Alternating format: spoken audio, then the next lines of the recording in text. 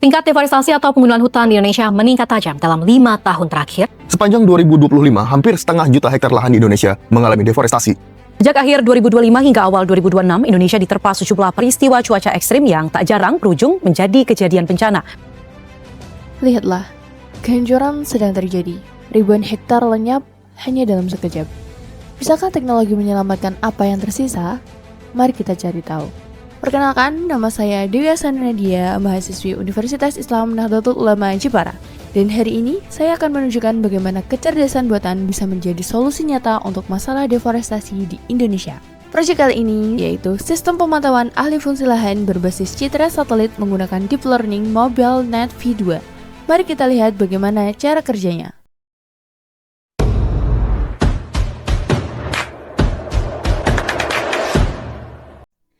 Untuk yang pertama, kita akan membedah proses trainingnya. Karena proses training ini memerlukan waktu yang lumayan lama, saya sudah melakukan proses training terlebih dahulu dan akan menjelaskan hasil dari tiap selnya di sini. Untuk sel pertama, yaitu memberi sel lingkungan komputasi. Training berjalan di CPU dengan RAM 15,7 GB. Ini menunjukkan aplikasi dapat berjalan di komputer standar tanpa memerlukan GPU khusus. Selanjutnya adalah dataset. Kita punya 12.000 gambar yang dibagi rata ke 6 kelas, yaitu hutan, industri, lahan gundul, lahan pertanian, lainnya, dan pemukiman. Masing-masing terdiri dari 2.000 gambar.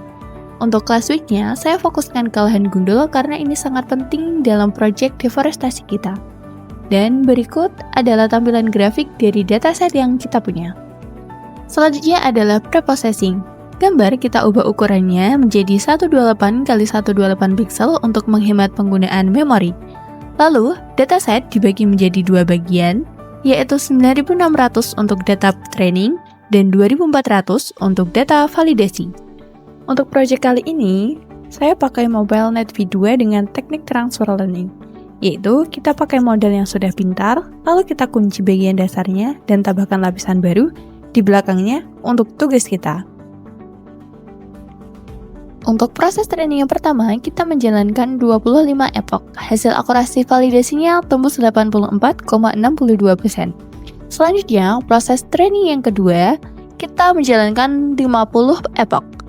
Hasil akurasinya naik jadi 87,94%. Oke, selanjutnya kita akan evaluasi hasil akhirnya. Di bagian pertama yaitu grafik training. Grafik ini menunjukkan dua fase pelatihan. Fase pertama, akurasi naik cepat dan stabil.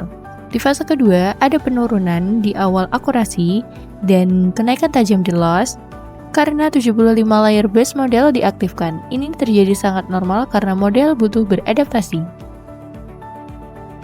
Di fase kedua, setelah guncangan awal epoch 1-5, training akurasi naik stabil. Validation akurasi stabil, dan loss turun tanpa overfitting. Epoch 30 adalah best epoch, performa terbaik yang kita simpan. Untuk persentase akurasi globalnya yaitu di 83,13%. Dan di classification report, precision recall F1 score rata-rata di atas 82%. Ini menunjukkan model seimbang dan andal. Selanjutnya, kurva ROC. ROC digunakan untuk mengukur kemampuan model dan membedakan setiap kelasnya. Rata-ratanya di 97,58%. Mendekati ideal 1. Semua kurva mendekati sudut kiri atas, artinya model sangat andal memisahkan setiap kelas. Selanjutnya, confusion metric yang menampilkan korelasi antara label aktual dan prediksi model. Diagonal biru menampilkan prediksi benar dan off diagonal merupakan salah prediksi. Kelas lainnya paling banyak salahnya. Ada 64 gambar salah prediksi ke industri dan 77 gambar salah ke lahan pertanian. Lalu ada lahan gundul yang 46 gambarnya salah prediksi ke lahan pertanian karena kemiripan tekstur. Model ini sangat kuat di kelas pemukiman dan hutan. Selanjutnya, versi normalized menunjukkan presentasi akurasi per kelas. Kesimpulannya, model sangat andal untuk 4 kelas utama. Untuk kelas lainnya masih menjadi tantangan karena kemiripan visual dengan kelas lain. Lalu, akurasi per kelas tutupan lahan. Rata-rata akurasinya di 83,13%, model seimbang dan andal untuk 5 dari 6 kelas. Selanjutnya untuk pengujian prediksi satu citra per kelas. Semua kelas berhasil diprediksi dengan benar. Confidence-nya di atas 90% untuk 5 kelas. Model siap diintegrasikan ke aplikasi Streamlit untuk memantau alih fungsi lahan secara real-time. Hasil model terbaik dari proses training ini akan disimpan di file model yang akan menjadi otak atau mesin prediksi di dalam aplikasi Streamlit nanti. Dan selanjutnya kita akan menjalankan aplikasi Streamlit.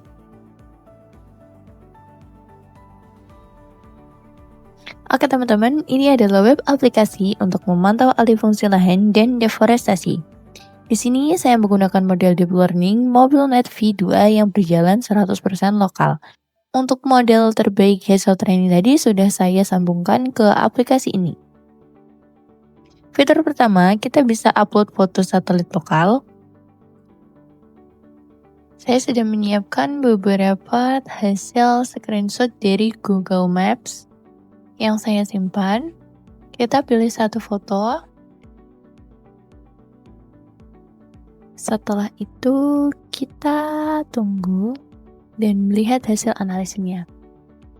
Aplikasi berhasil menganalisa gambar sebagai lahan gundul dengan tingkat keyakinan 90,75%. Hasil 90,75% tingkat keyakinan di lahan gundul dengan probabilitas kelas lain yang rendah menunjukkan model bekerja dengan baik dan mampu mengklasifikasikan dengan yakin. Hasil 90,7% jauh melampaui threshold minimum 60% yang ditandai garis merah. Hasil ini mengkonfirmasi bahwa area tersebut telah mengalami deforestasi akibat aktivitas tambang sesuai dengan kondisi real di lapangan. Selanjutnya kita akan coba unggah dengan gambar lain. Untuk hasil analisisnya yaitu industri dengan tingkat keyakinan 74,91%. Selanjutnya kita coba dengan gambar lain.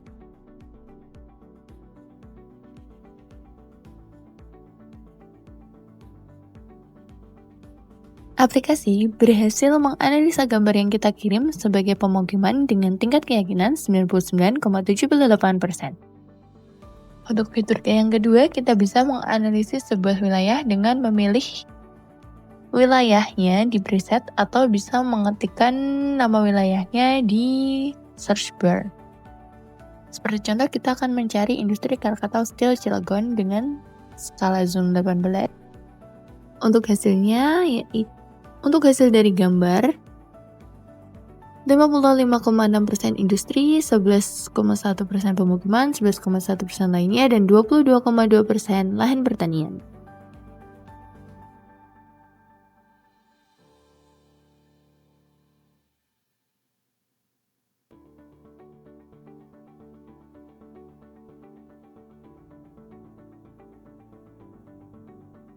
Kita akan mencoba dengan beberapa wilayah lainnya.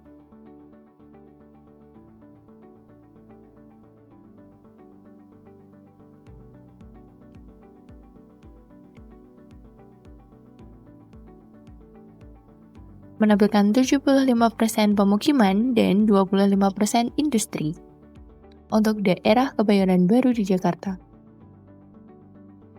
Kita juga bisa mencari wilayahnya secara manual. Seperti contoh, saya akan mencari wilayah Jepara.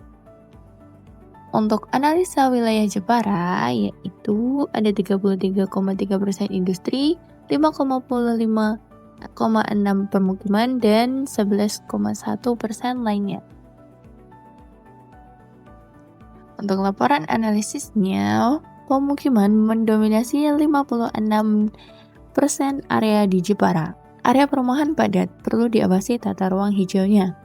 Untuk rincian penggunaan lahannya, pemukiman 5 patch atau 56%, industri 3 patch atau 33%, dan lainnya 1 patch atau 11%.